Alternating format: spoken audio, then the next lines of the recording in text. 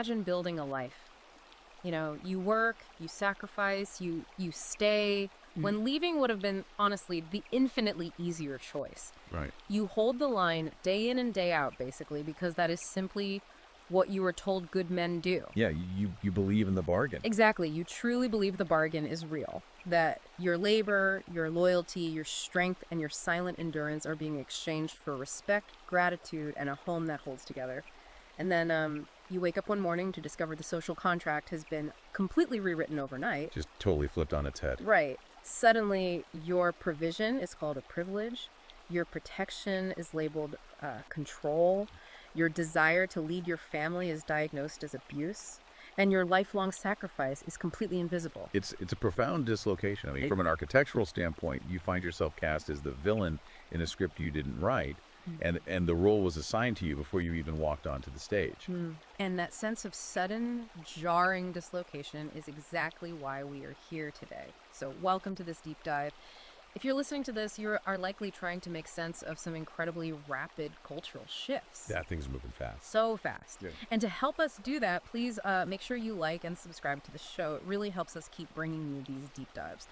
Today, we are undertaking a comprehensive review of a fascinating, intense, and honestly incredibly provocative new ebook. Extremely provocative. Yeah, it's called The Woman Question, Prostitutes, Mothers, and Abdication of Roles, and it's by Sophie Marie Eve Riker.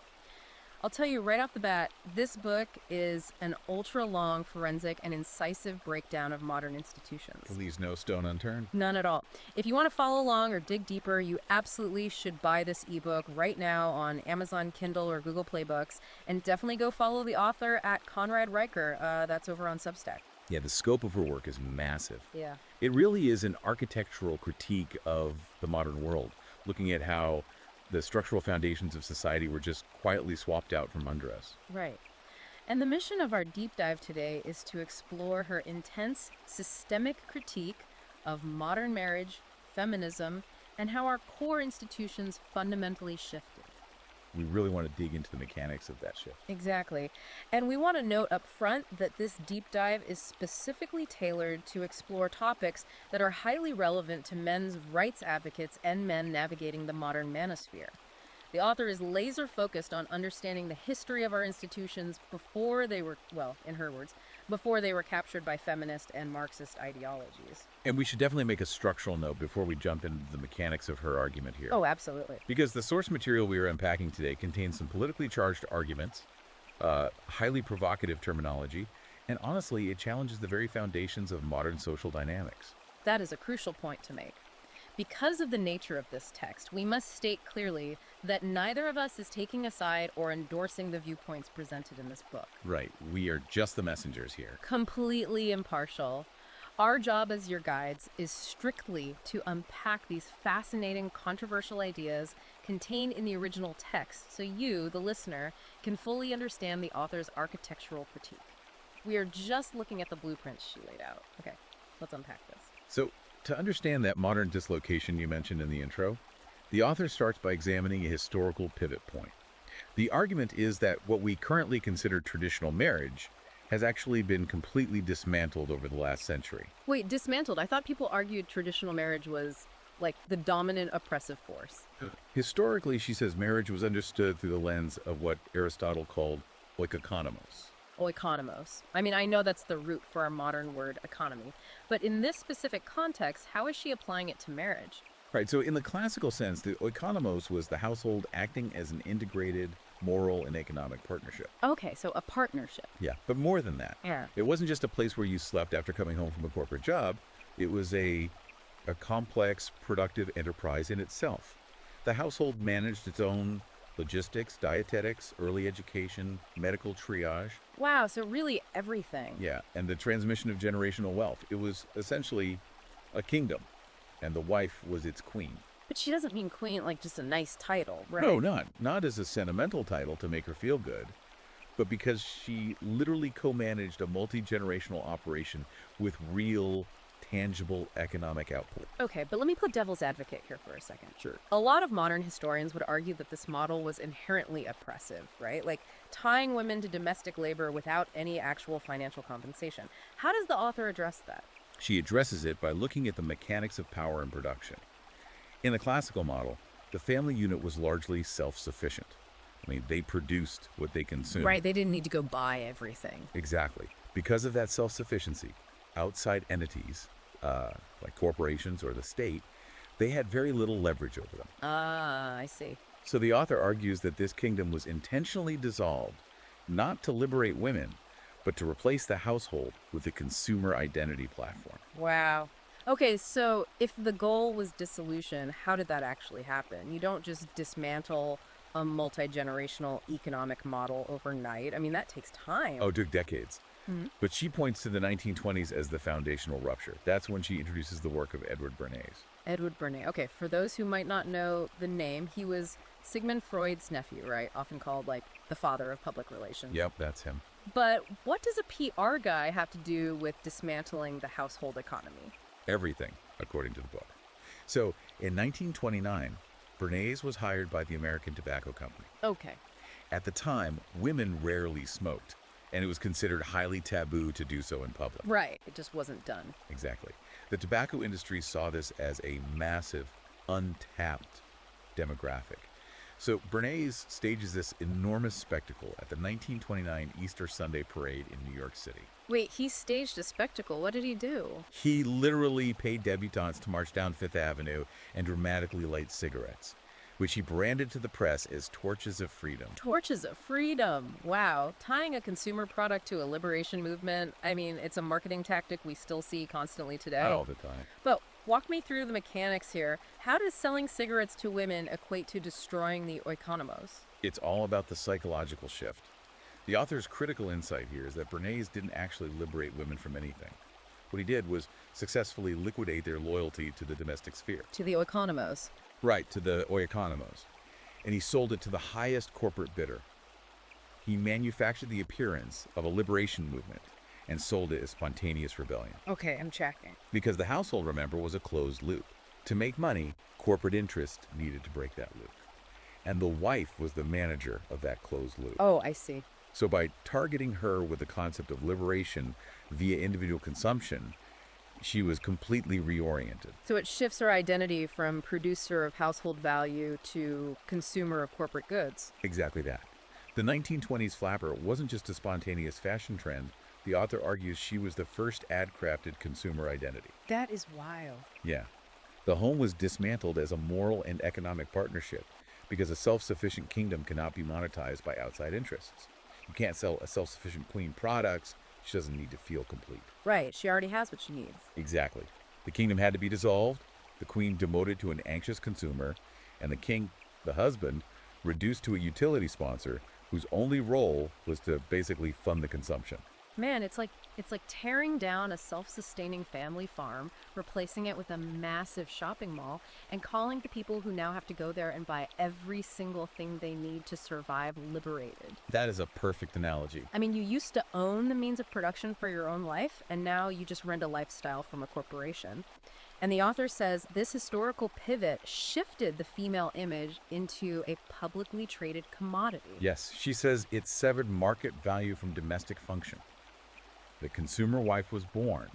This is a woman who, according to the text, adopts the market valuation of a public commodity while still demanding the private reverence and protection of a traditional spouse. Wow. And this shift you're describing sets the stage for one of the most provocative concepts in the entire book. Oh yeah, here we go. Because the author starts categorizing these new social roles, and she introduces the concept of the hidden prostitute. Right. Now, I have to stop here because that sounds like a highly vitriolic slur. I can see a lot of listeners immediately tuning out or getting defensive hearing that.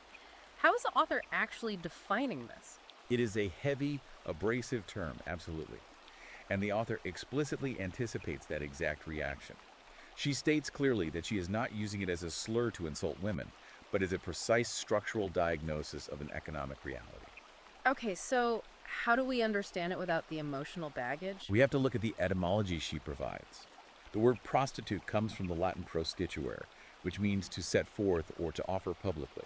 Oh, so she's stripping away the modern colloquial meaning, like the direct exchange of money for a specific physical act, and going back to the root word. Yes, the historical definition revolves around publicity. The act of being placed before the public gaze, making oneself available for consumption, being instrumentalized for another's use in a public marketplace. Okay, I follow.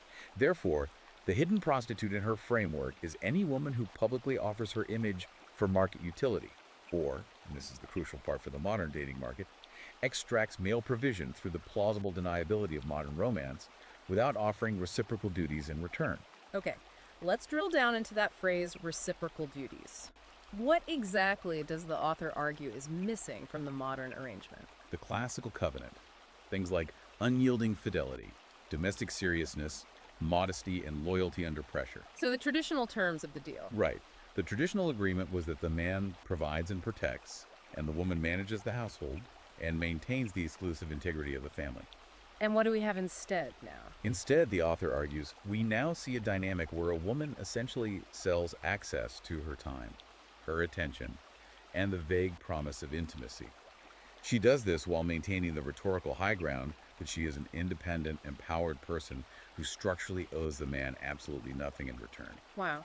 And she uses a pop culture timeline to illustrate how this became normalized, right? Contrasting that 1920s flapper with the 1990s culture of Sex and the City. Yeah, the book argues that Sex and the City functioned as a subtle training manual for an entire generation. It taught women that male provision is a birthright, completely divorced from any duty. How does she illustrate that with the show? She points to the protagonist, Carrie Bradshaw. Here is a character who couldn't afford her own apartment, openly spent $40,000 on designer shoes, and implicitly expected the men she dated to fund a lavish lifestyle her own newspaper column could never support. And the culture framed that as empowerment. Right. The show framed this deeply transactional ethos where men were routinely evaluated as financial assets to be liquidated for experiences or discarded if they didn't measure up, as the absolute peak of female liberation. But let me push back on the author's conclusion here.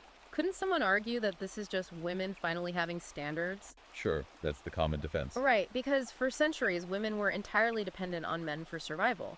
Now that they can earn their own money, isn't it logical that their standards for a partner would go up and they would demand a man who brings even more to the table? The author addresses that argument by pointing to what she calls the empowerment paradox, which is highly visible in modern online movements like FDS, or female dating strategy. Oh, FDS, I've heard of that. Yeah. The author would say it's not just about having standards, it's about a structural bait and switch. A bait and switch in what way? Well, what's fascinating here is how in the FDS ideology, as the author analyzes it, the woman requires the man to fulfill the entire traditional male role. He must be the provider, the protector, the one who plans the dates, the one who pursues. So all the traditional male burdens. Right. But simultaneously, the woman explicitly rejects the traditional female role. She believes she shouldn't have to cook, clean, or defer to his leadership. Wow, okay. She vets him endlessly while he pays perpetually. She retains all exit auctions while he is expected to bear all the sunk costs of the courtship. So the ledger is totally unbalanced. Her requirements for him, like his height, his income bracket, his social status, those are celebrated by the culture as objective, empowering standards. Exactly. But if he has requirements for her, say, a desire for chastity, loyalty, or just domestic peace, those are immediately dismissed by the culture as controlling, insecure, or rooted in fragile masculinity. That is the exact asymmetry the author is highlighting. Her conclusion is that the modern empowered woman is structurally dependent while wearing the aesthetic of independence. The aesthetic of independence, that's a great phrase. Yeah, think about the mechanics. A truly independent person funds their own lifestyle.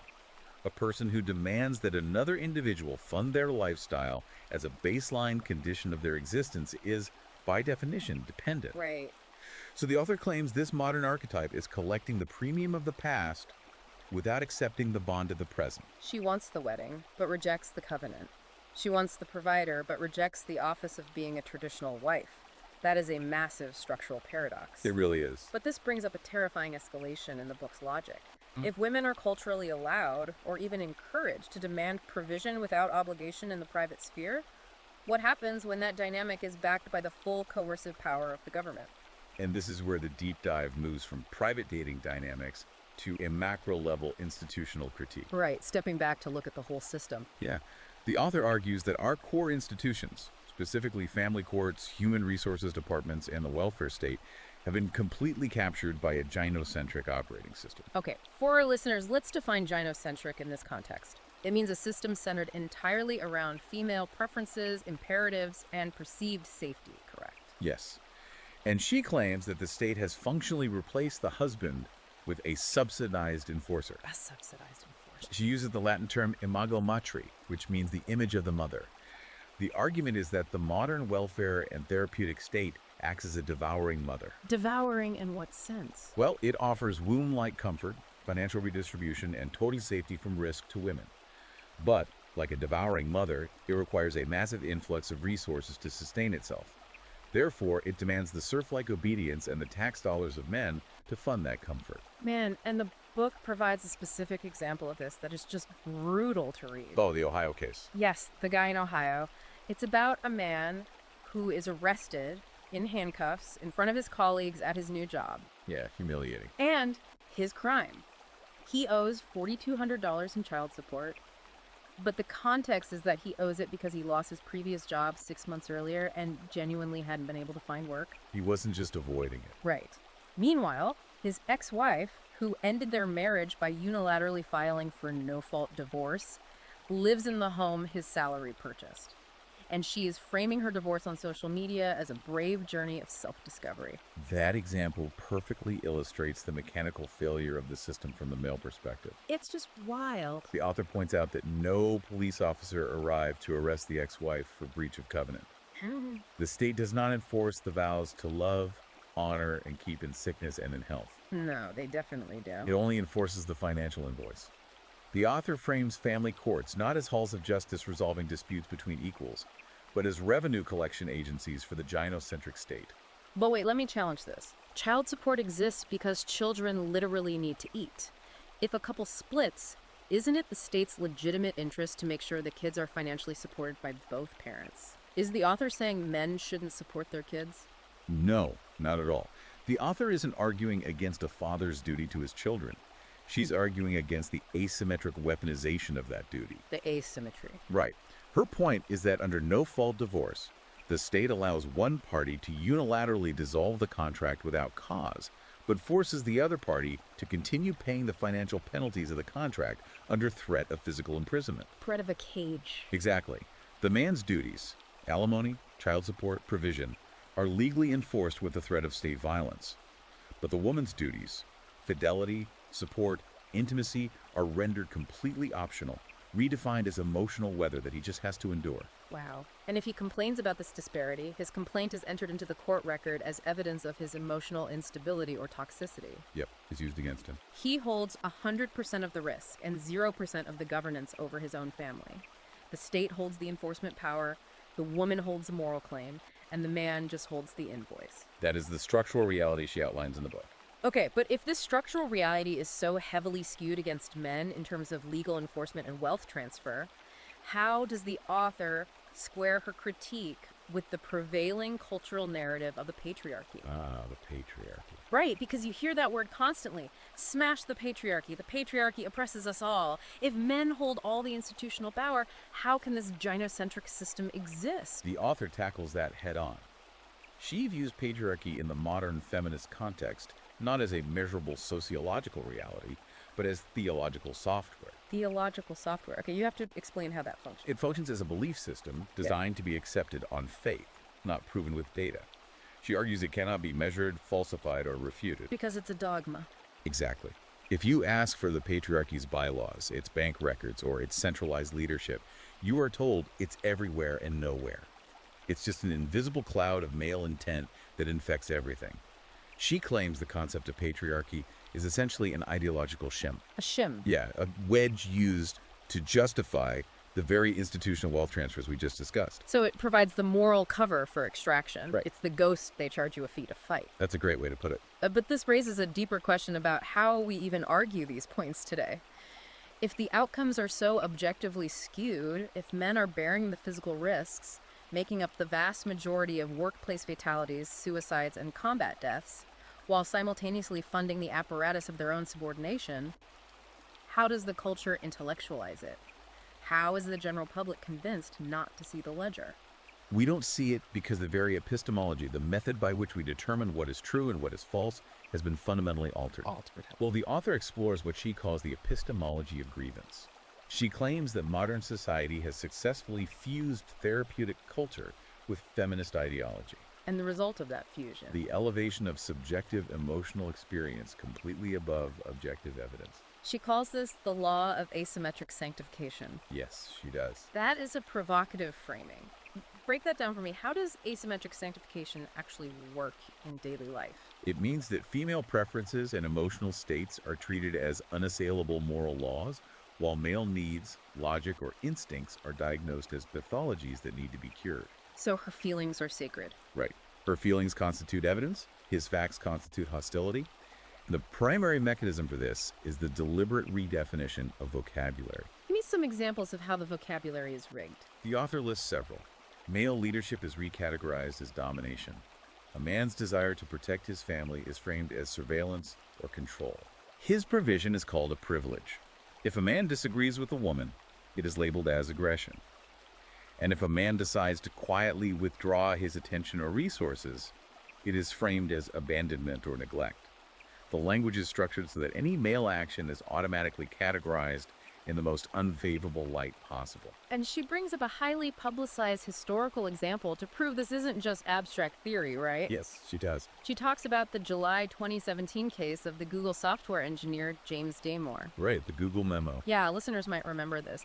He circulated an internal memo arguing that the gender gap in technology might reflect statistical differences in occupational interests rather than pure discrimination. He cited peer-reviewed meta-analyses and standard psychometric data. And we have to look at how Google responded. According to the author's analysis, Google didn't debate his data. They didn't challenge his methodology, nor did they produce counter evidence to prove his statistics wrong. So what did they do? They simply fired him. And the justification for firing him was the crux of her argument. Yes. The justification was that his factual arguments made his female colleagues feel unsafe. Feel unsafe over data. Think about the sheer scale of that. A corporation with the engineering capacity to index all human knowledge decided that a woman's subjective emotional discomfort outweighed an objective, peer-reviewed data set. It's the ultimate veto. And I want to pause on that specific word, unsafe. Because if you are a man operating in a corporate environment, or even just in a modern relationship, that word is a nuclear button. Oh, absolutely. If a woman says she feels unsafe during a disagreement about, say, household finances, the average guy's instinct is to immediately back down, panic, and apologize. How does the author suggest men handle the weaponization of that word? The author's countermove requires serious discipline. She says, stop apologizing. Stop soothing. When the word unsafe is deployed in an argument, a man must refuse the emotional frame entirely. So what does he say? He should calmly look at the person and ask what specific act of physical harm is occurring or imminent.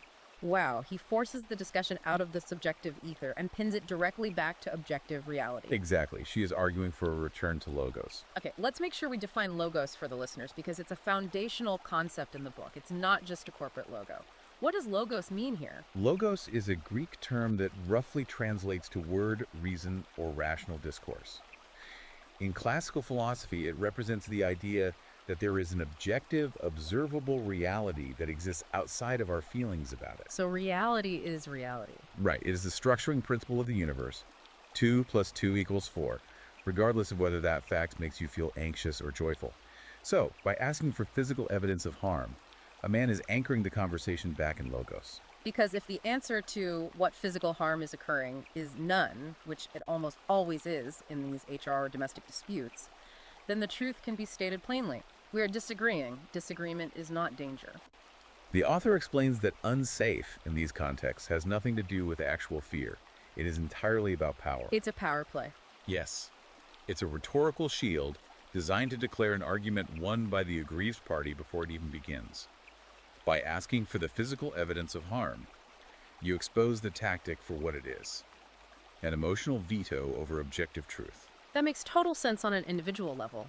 But let's zoom out again. If you have an entire society operating on an epistemology of grievance, a system that actively punishes male truth, that pathologizes male instinct, and severs the natural order of relationships, where does this lead us? What is the macro-level result of abandoning logos? It leads to an existential crisis, which she covers in depth. The author introduces what she calls the law of severed teleology. Yeah, another philosophical term, teleology, the study of purpose, right? Yes, teleology is the explanation of phenomena by the purpose they serve rather than by postulated causes. It's the why behind the what. Right. Like a hammer's teleology is to drive nails, and acorn's teleology is to become an oak tree. So the author asks, what is teleology of sex and what is the teleology of marriage? And her argument is that modern society has severed those purposes. Precisely. She argues that when sex is systematically divorced from fertility through technology and culture, and fertility is systematically divorced from marriage through the welfare state and normalization of single-parenthood civilization, loses its very reason to build. Let's explore the mechanics of that. Historically, male labor, innovation, and risk-taking were mobilized by a clear biological and social purpose: the creation, provision, and protection of a family. That was a bargain. The bargain was explicit. But if the state stands ready to confiscate the home via no-fault divorce, and the culture mocks the desire to have heirs to inherit a legacy, why would a man build anything lasting? The core motivation collapses. And this collapse is deeply tied to a psychological and cultural phenomenon she calls the Madonna-whore split. Okay, Matt, traditionally in psychology, this is viewed as a male neurosis, right? An inability to view women as whole people, categorizing them as either pure mothers or degraded sexual objects. Right, that's the standard definition. But the author flicks this entirely. She argues this split is not a psychological defect in men. It is an engineered business model created by modern institutions. That's going to rub a lot of people the wrong way. But let's explore the mechanics of her argument. How is the Madonna-whore split a business model? Society currently demands that men treat every woman with the deference and reverence owed to a Madonna. Yeah. She is framed as pure, structurally safe, inherently maternal, and her grievances are treated as sacred. The asymmetric sanctification we talked about? Exactly. But simultaneously, society normalizes and promotes a culture where women can heavily commodify themselves, like whores, exciting, consumable, pixelated entities trading access for cash. So you have two distinct institutional forces at play. Yes. The feminist bureaucratic state needs the Madonna for its moral authority to justify wealth transfers and safety regulations, while the porn and social media industry needs the whore for its highly lucrative economic model. The author points out the hypocrisy here. You pay mandatory taxes for the Madonna's welfare and protection, and you pay voluntary subscriptions for the whore's digital pixels. There's a massive irony in modern feminism regarding this that the author highlights. Feminism often claims that sex work is work, which essentially validates treating women as transactional, consumable entities. Right. But at the same time, mainstream feminism claims the traditional housewife, the co-manager of the oikonomos, was exploited. The irony is profound. According to the author, the culture has convinced women to trade a long-term asset that pays compounding dividends, children, familial stability, a sacred domestic order, for the short-term depreciation of a digital commodity on platforms like OnlyFans. It's just a bad trade. Yeah, and the OnlyFans creator is celebrated on magazine covers as an empowered entrepreneur, while the traditional mother of four is mocked as a brainwashed relic. But look at the structural reality. The OnlyFans creator is governed entirely by the whims of a digital market, constantly renting her image out to an endless stream of strangers. The traditional wife was a co-manager of a private kingdom. And the existential stakes of this massive cultural shift are visible in the demographic data right now. The author calls it a demographic standoff. A standoff, yeah. She contrasts the birth rates of two very different societies to prove her point about teleology. Look at South Korea. They are operating on hypermarket logic, intense consumerism, and extreme gender polarization. Right, the gender relations in South Korea are famously hostile right now. And the result? Their fertility rate has collapsed to 0.72 children per woman. That is well below replacement level. Wow, that's catastrophic. The society is literally dying. They're closing universities, shrinking their military, and facing an impending economic collapse simply because they do not have enough people being born. And she contrasts that sterile, hyper-modern society with the Amish. Yes. The Amish operate on classical, unapologetic patriarchal structures. Their society is grounded in religious covenant, strict gender roles, and a complete rejection of consumer identity. But let me push back. Are we supposed to believe the author is advocating we all throw away our smartphones and go churn butter? No. Most people view the Amish as wildly oppressive. The author isn't saying everyone must become Amish. She is using them as a structural control group. A control group. Right. She points out that the Amish fertility rate exceeds 3.5 children per woman. Furthermore, They have near zero rates of male suicide, practically non-existent divorce, and very low rates of addiction. That's a stark contrast. Extremely stark.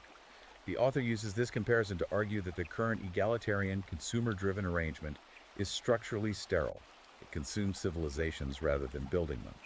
The classical structure, whatever its flaws, produces life and continuity. It is a bleak picture of the modern landscape. If you are a listener and you are digesting all of this with the stakes this high, and the entire institutional system described as a rigged casino where the state always wins, what are you supposed to do? What actionable advice does the author give a modern man to survive and actually rebuild? She doesn't leave the reader without a blueprint. The final portion of the book is dedicated to what she calls the logos counteroffensive. The logos counteroffensive. I like the sound of that. Yeah, knowing what is broken is intellectually satisfying, but it's insufficient. A man must reclaim his agency. And the first, most critical step in this counteroffensive is the asset protection protocol. Which is basically her saying, under no circumstances do you walk onto this institutional battlefield without heavy armor. Exactly. Yeah. Because she has established that the modern state marriage contract is an explicit contract of unilateral female exit and presumptive male wealth transfer, she argues that engaging in it without maximum legal fortification is an act of catastrophic irrationality. So what does that fortification look like practically? A lot of guys think prenups kill the romance or assume they don't have enough assets to need one. The author frames prenuptial agreements not as a cynical plan for divorce, but as a formal secession treaty from the default state marriage contract. A secession treaty. Yeah. When you get married without a prenup, you are signing the state's contract, which changes constantly based on legislation and judicial whim. A prenup is you and your partner writing your own rules and locking the state out. A secession treaty from the state. You're drawing a firewall around your assets and your future labor. The protocol she outlines mandates irrevocable trusts, legally separate business entities, and ruthlessly enforced prenups. The logic is cold but sound. A man who can walk away without financial catastrophe is a man who cannot be blackmailed. It makes total sense. The author asserts that a woman who knows you are legally trapped will eventually extract everything she can. However, a woman who knows you can leave, and will leave if the terms of the covenant are broken, is the only one who will negotiate with you in good faith. It changes the entire balance of power. It removes the incentive for frivolous destruction. But her blueprint isn't just about legal documents, right? She also emphasizes the need for men to build parallel networks. Yes. Networks that operate completely outside of corporate HR surveillance and state machinery. She calls for mutual aid societies of the dispossessed. Men need to create networks that provide employment, financial support, and dispute resolution without triggering the very institutions that view male existence as a liability. And within the home, for those men who do choose to marry and have a family, she advocates for the restoration of the classical household. She says this requires deadly, unapologetic seriousness. Yeah, you have to mean it. You have to reject the ironic distance, the constant self-deprecation, and the happy wife, happy life sitcom mentality that modern culture demands of men. It requires establishing what she terms the Provision Protector Pact. The Provision Protector Pact, tell me about that. The mechanics are straightforward. The man assumes the burden of the external world, the labor, the hazard, the acquisition of resources, the physical defense, so that the woman has the freedom and safety to manage the internal peace and operation of the home. So it's a clear division of labor. Yes, this is a hierarchy governed by logos and duty, not a constant, exhausting, egalitarian negotiation over whose turn it is to empty the dishwasher. Right. The author states plainly that authority is necessary because responsibility without authority is simply servitude. If a man is responsible for the family's survival, he must have the authority to lead it. And there's a massive psychological shift required for a man to actually embody that. The author demands that men drop what she calls the moratorium on performative apologies. What does she mean by that? She means men must stop pleading their case to a judge who has already ruled against them. Stop seeking validation from a culture that despises you. If the mood in your house goes cold because you set a boundary, do not scramble to fix her mood by sacrificing your truth. If we connect this to the bigger picture, the author is fundamentally resurrecting a classical understanding of freedom. Absolutely. Modern ideology tells us that freedom is the absence of restraint. You know, do whatever you want, whenever you want, follow your feelings. But the classical tradition says freedom is the possession of virtue sufficient to govern oneself according to reason, according to logos. Exactly right. A man who is free in this classical sense cannot be manipulated by tears deployed as evidence or shamed by HR accusations that lack factual premises. He belongs to the truth, not to the emotional weather of others. It is a diagnosis of a civilizational disease and a prescription for individual fortitude. It asks men to stop performing a neutered version of masculinity defined by others for the purpose of control and return to the masculinity of the builder, the protector, and the truth teller. Let's bring this all together. To recap the sheer scale of Sophie Marie Eve Riker's argument, from the 1920s flapper lighting a cigarette on Fifth Avenue to dismantle the household economy, to the modern family court judge extracting a man's retirement under threat of a cage, the book argues that the equality trap is an elaborate accounting fraud. Total fraud. It is a system that methodically stripped male duty of its reciprocal protections while sanctifying female preference as absolute moral law. And the only way out, the author insists, is for men to reclaim logos, rebuild their defenses, and calmly, without rage, withdraw their consent from the fiction. It's an incredibly challenging thesis that forces you to examine the structural reality of your own life. It really is. This has been an absolutely incredible deep dive into a book that will make you look at every institution in your life differently. I want to remind you, the listener, to please like and subscribe to the show. We bring you these intense breakdowns because you need to know what the primary sources are actually saying beneath the cultural noise. You have to read the source material. You really do. You need to go right now to Amazon Kindle or Google Play Books and buy The Woman Question. Prostitutes, Mothers, and Abdication of Roles. Read it for yourself. And emphatically go follow at Conrad Jaker at Substack for more of this architectural critique. And remember, we don't take sides on this show, but we absolutely love exploring powerful, paradigm-shifting arguments. And I want to leave you with one final thought to mull over, building on the author's premise. She claims that the entire institutional architecture of gynocentrism, the courts, the HR departments, the therapeutic welfare state, is essentially a parasite that requires a host. And the host is men. Yes, that host is male labor, male taxation, and male complicity. It literally cannot survive the withdrawal of that complicity. So if her structural analysis is true, what happens to the state, the market, and the culture on the exact day that a critical mass of men simply look at the invoice they're being handed and quietly refuse to pay?